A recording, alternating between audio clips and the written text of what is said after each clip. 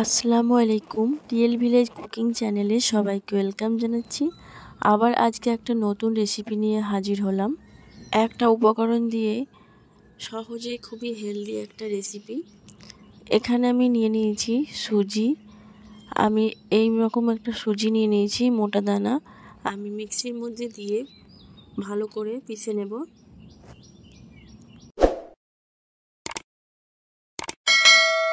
মিক্সিতে দিয়ে পাউডারের মতো বানিয়ে নিতে হবে। এইভাবে আমি এখানে পিষে নিয়েছি। এই দেখুন,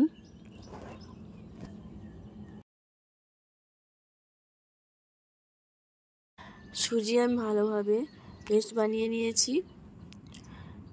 এবার একটা মিক্সিং বোল নিয়ে নিচ্ছি। এর মধ্যে দিয়ে দিচ্ছি 1 বাটি পরিমাণে দুধ, আর দিয়ে দিচ্ছি এখানে চিনি। এই বাটি মাপ করে আমি 1 বাটি সামান্য কম আমি চিনি দিয়ে দিচ্ছি। চিনি এবং দুধ ভালোভাবে মিশিয়ে নিতে হবে। চিনিটা গলে যাওয়া পর্যন্ত এইভাবে নাড়াচাড়া করে নেব। এবার আমি ঠিক একই বাটি মাপ করে 1 বাটি পরিমাণে দিয়ে দিচ্ছি সুজি এবং চিনি ভালোভাবে মিশিয়ে নেব।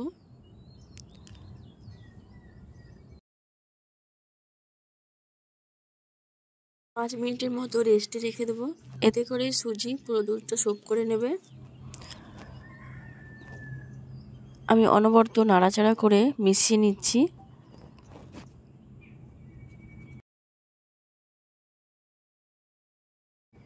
এ দেখুন, ঘনত্বটা অনেকটা গাঢ় হয়ে এসেছে। এ দেখুন, এইভাবে আস্তে আস্তে এটা অনেকটা গাঢ় হয়ে আসবে।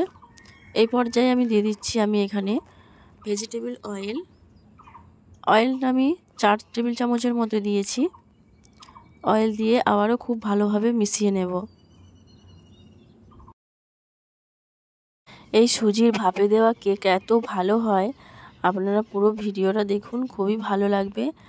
এতটাই টেস্টি হয়, বাচ্চাদের জন্য তো খুবই উপকারী একটা হেলদি রেসিপি। আপনারা এইভাবে বানিয়ে বাচ্চাদের টিফিন বক্সেও দিতে পারেন। বাচ্চারা তো খুবই খুশি হবে।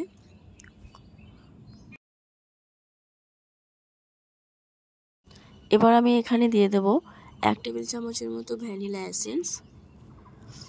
ভ্যানিলা এসেন্স দিয়ে আবারও ভালো করে মিশিয়ে নিচ্ছি।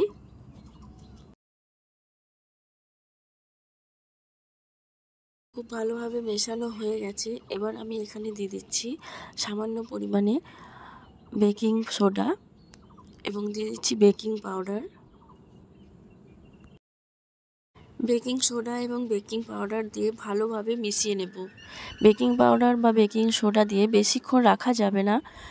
যখনই আমি বানাবো এটা ঠিক তার আগে দিতে হবে। এই দেখুন, ঘনত্বটা এবার আমি আপনাদের দেখিয়ে দিচ্ছি। ঠিক এইরকম হবে। এবার আমি যে পাত্রে বানাবো সেটা নিয়ে নিচ্ছি। এবার এর মধ্যে আমি দিয়ে দিচ্ছি অয়েল।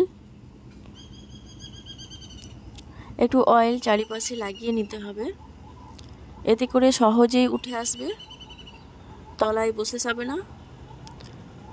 হাত দিয়ে আমি চারিপাশে ভালোভাবে লাগিয়ে নিচ্ছি।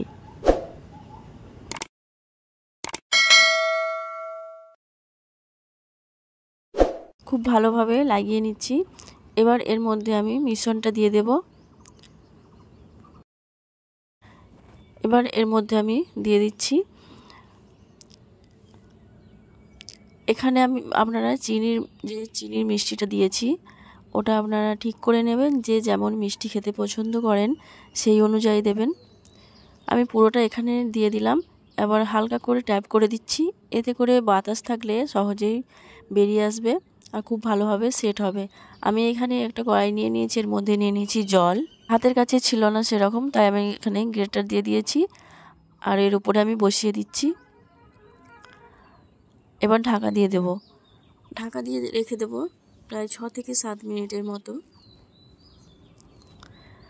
6 থেকে 7 মিনিট পর আমি ফিরে আসছি। এবার এটাকে আমি তুলে নেব। তুলে একবার চেক করে নিতে হবে ভেতরে কাঁচা আছে কিনা। এটা খুব ভালোভাবে হয়ে গেছে, খুবই শক্ত হয়েছে, খুবই ভালোভাবে হয়ে গেছে। এবার এটাকে আমি তুলে নেব।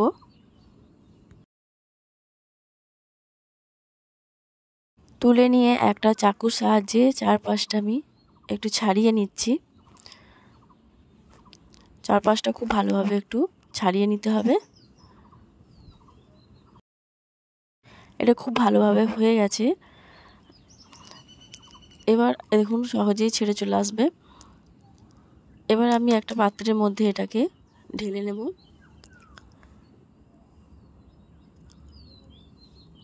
হালকা করে একটু চাপ দিয়েই সহজেই বেরিয়ে আসবে। এই দেখুন খুব সুন্দরভাবে এটা সেট হয়ে গেছে। আমি এটাকে ঠান্ডা করে নিয়েছি, দেখেই বুঝতে পারছেন। এবার এটাকে আমি পিস পিস করে কেটে নেব।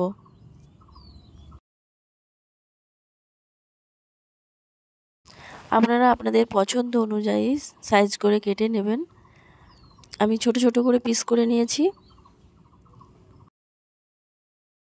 পুরোটাই আমি ছোট ছোট করে পিস করে নিলাম। আমি এবারে একটা একটা করে তুলে নেব।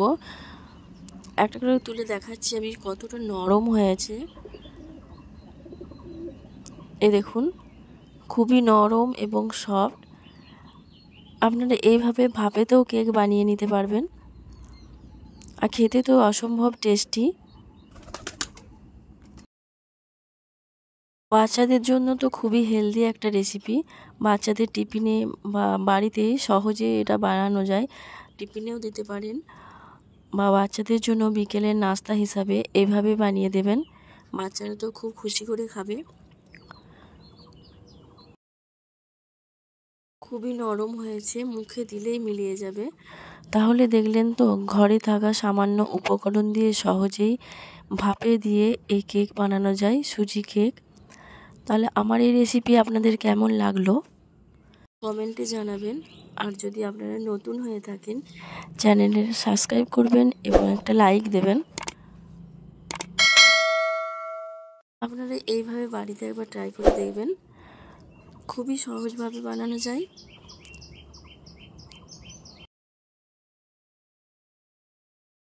তাহলে আজকের এই রেসিপি এখানেই শেষ করছি।